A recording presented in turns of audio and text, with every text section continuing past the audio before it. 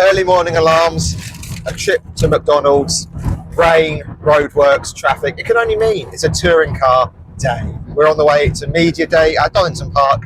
Sam, how are you doing this fine, drizzly morning? I am so glad that the closer we get to Donington, at the moment, the drier it's getting. Because when I woke up and opened the curtains this morning, it was wet, and I was fearing the worst. Yes, the rain woke me up this morning. Living near a road as I do, hearing the swish of the rain moving off the roundabout, very, very loud. But at the minute, it's looking dry, which is good. Hopefully, we're going to see a lot of cars running today. As we're on the way down, all the liveries are being revealed. Lots of exciting stories there.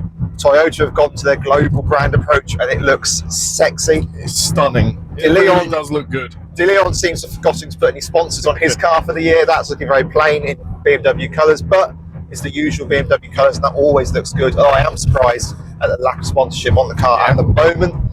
Over at Team Unlimited Motorsport, they seem to be doing 3 different liveries. So Rocket seem to be exclusively with Dexter Patterson. Slightly surprised on that for me. Massively so here as well. Max Hall's gone for his yellow and blue with the smiley face or growling face and eyes. And Nick Hamilton's seems to be the same. We're seeing the promo shots coming into today. We are almost there. We're near the Space Centre now, which is exciting for this part of the world to have a space centre. I'm hoping we're going to see all cars on track today. Slightly worried that in some of the promo shots we haven't seen the PMR Astra as of yet. So really hope there's not something iffy going on behind the scenes with sponsorship. We know they were late to the table with a deal with MPD, but with only Dobble there running, I really hope he's not going to be the driver that we have issues with at Media Day. Like we normally find there's someone. There's always one. But there is. Yeah, so we're nearly there. Are we nearly there? I'm probably sure. Yes, we are. 24 minutes, in fact, which is fantastic. We're looking forward to getting trackside, getting some photographs, seeing if we can have a chat with any of the drivers as the day goes on, and hopefully staying dry. Yeah, we'll catch you up when we get there.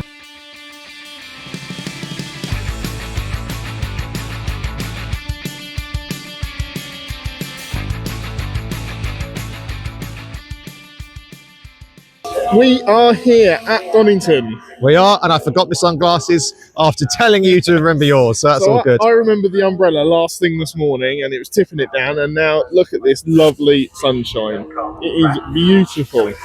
But yeah, we're really looking forward to seeing what Media Day has to offer. We're going to try and get into the garages, see what drivers we can talk to, and we'll give you updates throughout the day. As we start here, only a few minutes in session, Max Hall has gone quickest. He could be one to watch this year. Let's see what happens the rest of the day.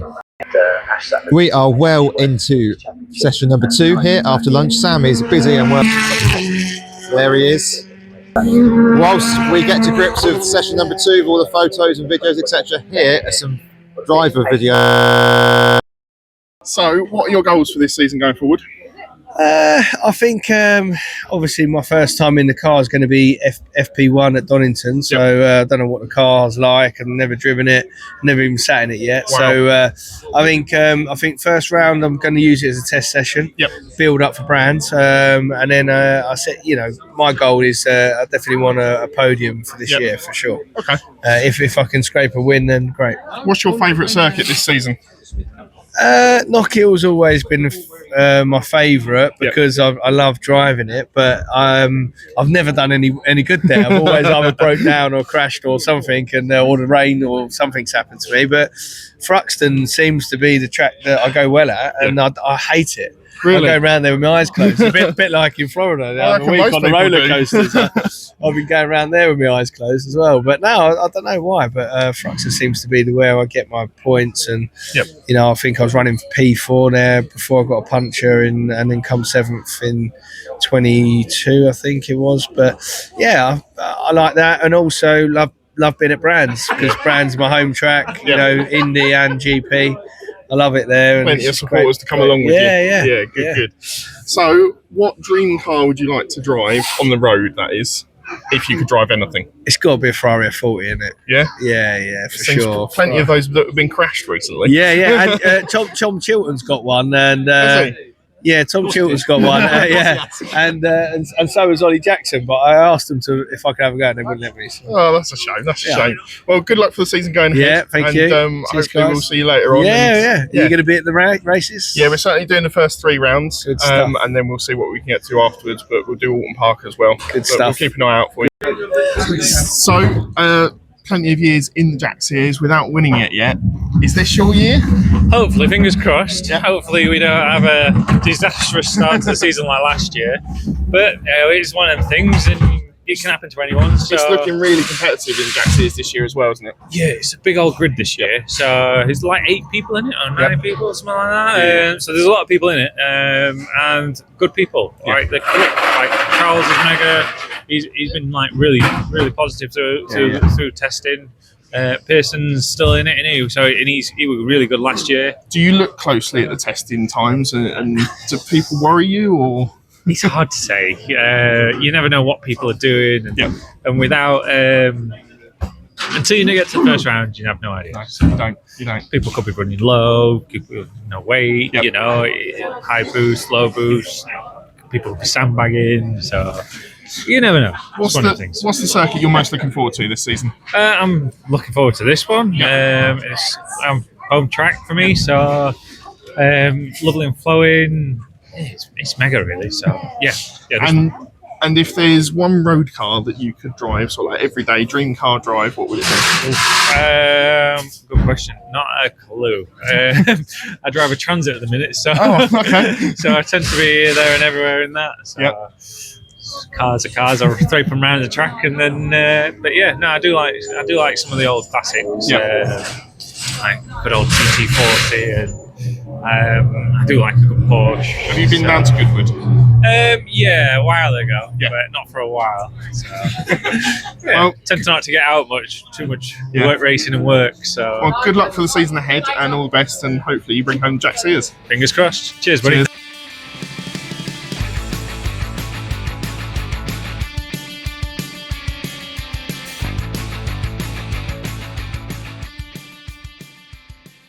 We have got a short break here in practice 2 as we've got the second red flag of the day. Yeah, another driver off track, only just by the sounds of it. It sounds like it's up at the exit of the S's. First one of the day was down at the bottom of Craner's old hairpin. Always the opposite of the side of the circuit to where we have set a base, so, We've seen Rainford run wide coming out of Redgate, but apart from that, not much else has happened. And times are looking fairly close and competitive, although, as we've already heard, Sam Osborne reckons there might be quite a bit of sandbagging going on. I agree with Sam entirely, which is not a sentence I say very often on this podcast. But yeah, we'll catch you up at the end of the session. We've got just under an hour and a half to go, and we'll be completed with media day and testing, and then we'll be on to the touring cars proper. Media day is all finished then. Testing times are in, and we are heading towards the start of the British Touring Car season for good now. Just to take you through a quick run through of the times today. Josh Cook, quickest overall combined time with a 107.438. Him and Ash Sutton beat both of them beat the qualifying lap record from last year. Yeah, it comes with the usual caveat that it is testing. However, we've seen the Hyundais have put a lot of laps in today, as have the Ford Focuses. And we've seen, it looks early on, the battle of Hyundai and Ford. Both have been really quick throughout the day. I think we've seen sort of all their drivers in around the top spots throughout the day as the sessions have fluctuated. Yeah, it was pretty much Hyundai quick this morning, Ford quick this afternoon. Two out of the top 4 were Fords. Quite surprised by how well Smiley and Lloyd have both done in restart in that new Hyundai for the team. Obviously, they're getting a decent amount of support. Yeah, Smiley's 4th overall. Yeah, decent amount of support from the main Accelerate team and how to run that car and the best way to set it up. So they could be a surprise package this season. Yeah. And we could see a couple more wins coming from both of them. Quite possibly. Interestingly, with the main Hyundai team, Tom Chilton got the fewest laps of anybody in today, running only 18. Was it 23? Did you say 18 and 26? 18:26, so not many laps at all. But I think the biggest surprise of the day, if you're looking for surprises from testing, is BMW. They haven't performed particularly well. Nope. The fastest BMW on circuit today was De Leon, who finished 16th overall. Hill could only manage 19th, Moffat 21st, and Charles Rankford 22nd. And it was interesting because even on track they looked slow, didn't they? They just didn't.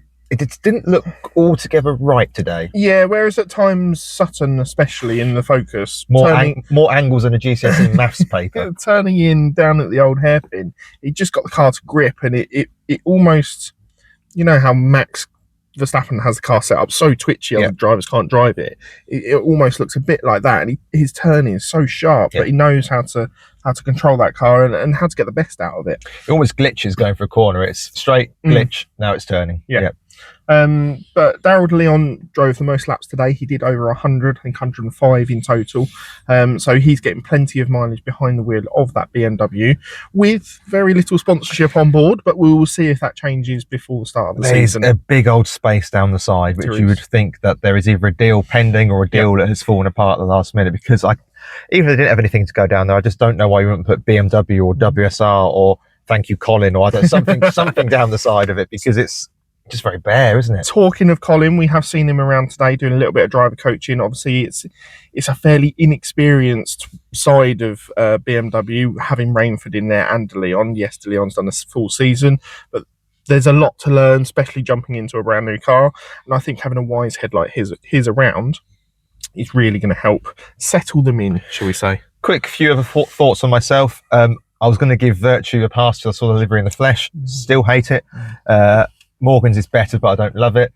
Toyota's is fantastic. And I think Dobble's done really well today as well. From all the turmoil in the off season, to come out of a car that looks great. That's only half the battle, of course, but he did get a lot of laps in today, and now I can't find him on my list. 76 laps overall. Oh, and 10th. Yep.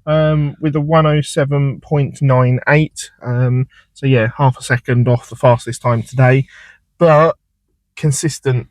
No big issues. We've seen a couple of drivers run off track today. Yeah, Morgan and Taylor Smith. Two red flags, which we'd already mentioned. And then Morgan had a big moment at the Craners, which we were lucky enough to be there for. Yes, it was what you would call a trouser change moment, for sure. I've got no idea what any of this actually means for this season. As I say, Josh Cook looks strong back in his own car, as you would expect. What it means for the season as a whole, I don't know. Interesting, as you heard from the Osborne interview earlier, as I already mentioned, there is potentially an element of sandbagging as well. Definitely. From some of the teams. So we'll have to see what happens. I think a lot of people are going to have to hope that BMW are sandbagging. Otherwise, they could be in for a long season. Yeah. Yeah, absolutely. Well, after all the action, we caught up with Ronan Pearson, and here's what he had to say about the upcoming season. Yeah, really good. Loving it so far. The changes are, it's going to be a year of opportunity, and I think it's going to be quite exciting for the fans. Yeah, how's it been getting used to the new car and being at the new team? Good, fitting in nicely, settling in good, and it's been a positive day overall. Yeah, good. Couple of questions for you, just totally random ones. What would be your dream everyday car if you could own and drive one? Toyota Corolla. And what is, I probably know the answer to this one as well, what is your favourite circuit that you're looking forward to going to this season? Here, Donington. Oh, really? Yeah, I love it. Not Hill? No, I love Donington the most. It's my most successful circuit. It's fast flow in nature. It's really cool, and we come here twice a year, so even better for me. Excellent. And what are you hoping to achieve this season? What is the absolute goal? A lot. Yeah. Wins?